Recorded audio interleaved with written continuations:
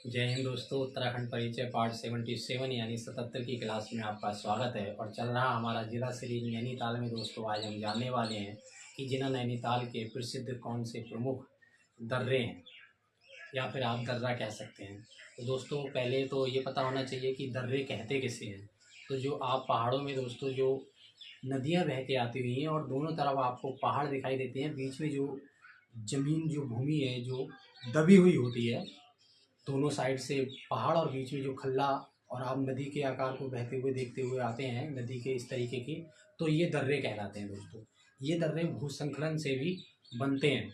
इनका निर्माण भूसंकलन हो जाने से भी दोस्तों होता है। तो आज आपके हल्द्वानी के शिवलिंग श्रेणी पर बना हुआ है, शिवलिंग श्रेणी पर है, आप इस प्रकार याद रख सकते हैं। तो चोगलिया दर्रा के बारे में जब भी पूछा जाएगा तो जिला नैनीताल का नाम तो आप लिखेंगे ही, साथ में दोस्तों आपको हल्द्वानी के शिवलिंग श्रेणी पर भी याद रखना है। में दोस्तों हमसे ये पूछा जा रहा है कि चौकी घाट जो दर्रा है वो कहाँ पर है। तो इसके बारे में भी आपको याद रखना है कि चौकी घाट जो दर्रा है वो आपके जिला नैनीताल में है। ठीक है दोस्तों, आपको चौकी घाट दर्रा के बारे में जब भी पूछा जाएगा तो आपको जिला नैनीताल का ही नाम यहाँ पर बताना है। कि चिलकला जो दर्रा है वो हमारे जिला नैनीताल में है। आपको याद रखना है कि चिलकला जो दर्रा है वो आपके जिला नैनीताल के डूकली दोस्तों शिवलिंग श्रेणी पर है। ये आपको याद रख पूछ लिया जा सकता है कि चिलकला जो दर्रा है वो नैनीताल में कहाँ पर है। तो आपको ड्यूकली इसका नाम जो है, इसका नाम आपको याद रखा जा सकता है कि बमोरी दर्रा है वो कहाँ पर है। दोस्तों आपको याद रखना है कि जो बमोरी दर्रा है वो हमारे जिला नैनीताल के दोस्तों काठगोदाम शिवलिंग श्रेणी पर है। ये आपको याद रखना है। ठीक है दोस्तों, तो आज की क्लास में हमने 4 प्रमुख प्रसिद्ध जो दर्रे हैं नैनीताल में उसके बारे में जाना।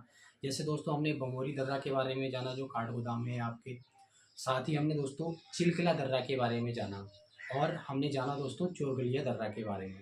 तो आपको ये जो दर्रे हैं इनको याद रखना है। दर्रा कहते कैसे हैं दोस्तों, जैसे मैंने आपको बताया कि दो पहाड़ों के बीच में जो दबी भूमि होती है, जो ज़मीन होती है, उसी को हम दर्रे कहते हैं। आज को अपने दोस्तों के साथ शेयर कर देना है ताकि दोस्तों हमारे जिला नैनीताल के प्रमुख प्रसिद्ध दर्रे हैं उनको भी आराम से पता चल सके। दोस्तों नमस्कार।